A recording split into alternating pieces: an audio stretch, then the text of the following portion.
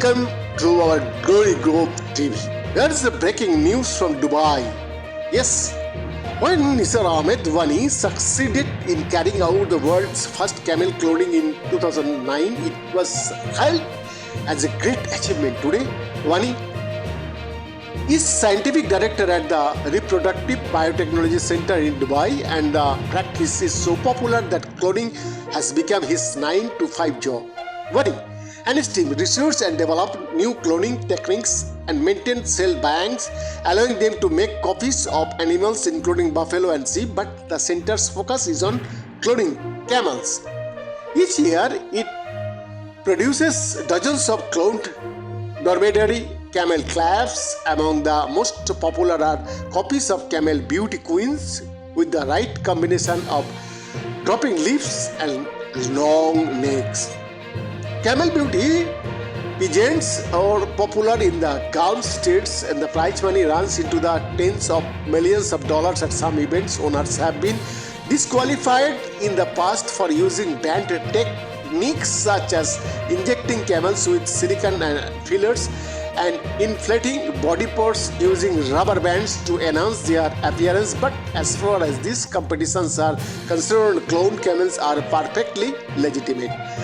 Though the Reproductive Biotechnology Center declined to share its prices, according to reports in the local press, making an exact copy of your prettiest camel could set you back around 2 lakhs dirhams or a little over 50,000 US dollar.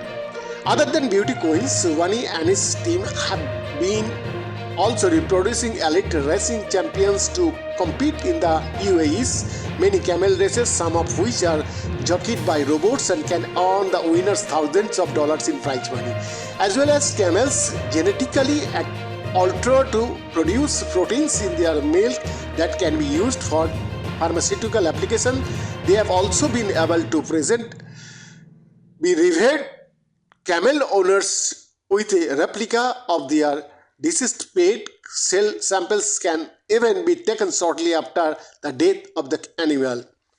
One works with a process that uses DNA from somatic, that is called non-reproductive cells taken from the donor animal being cloned. The nucleus from these donor cells is introduced into an egg and activated by chemicals. The DNA from the somatic cell starts behaving like the DNA of an embryo. When it tells to CNN, once activated, they are cultured in a lab for 7 to 8 days before being transferred to the uterus of a surrogate mother camel. The baby produced has all the genes from a donor animal, according to Wani. The process is delicate and temperamental, with success rates for cloned pregnancy at just 10% compared to 60% of natural camel pregnancy that are carried to term. It might seem a lot of trouble to go to for a camel, but the animals are an important part of life in Dubai. In addition to featuring in pageants and races, historically these single hump dromedaries have been used for transport across the harsh deserts of the Arabian Peninsula, as well as a source of meat and milk, but they are also a culture symbol of the traditional Emirati way of life.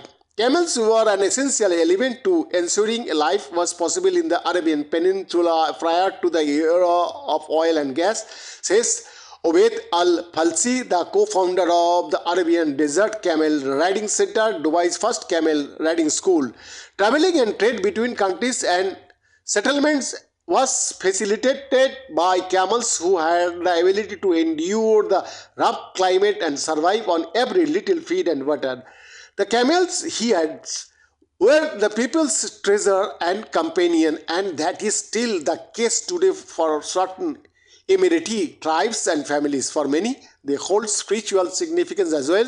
Camels are mentioned in the Quran and described many times as unique compared to other animals with abilities given by God, like survival without water and food. Al-Falasi says.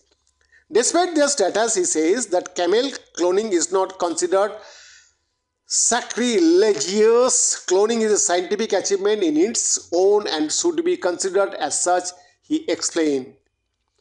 Dubai's Camel Breeding Center and its Camel Reproduction Center also produce elite camels, but rather than cloning, those two labs focus on embryo transfer, where an embryo is harvested from one female and implanted in a different camel to improve the chances and rate of reproduction.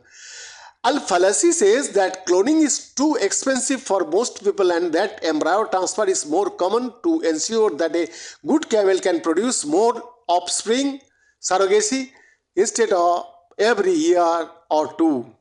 Now Vani and his team are looking to use the technology to help endangered species. The two humped wild bacterian camel is among the most endangered large mammals on the planet, threatened by habitat loss and interbreeding with domestic camels. To help preserve wild bacterian camels, Vani and his team were working on techniques that involved interspecies somatic cell nuclear transfer, where a closely related domestic animal species is used as the egg donor as well as surrogate mother to carry the cloned embryos to term.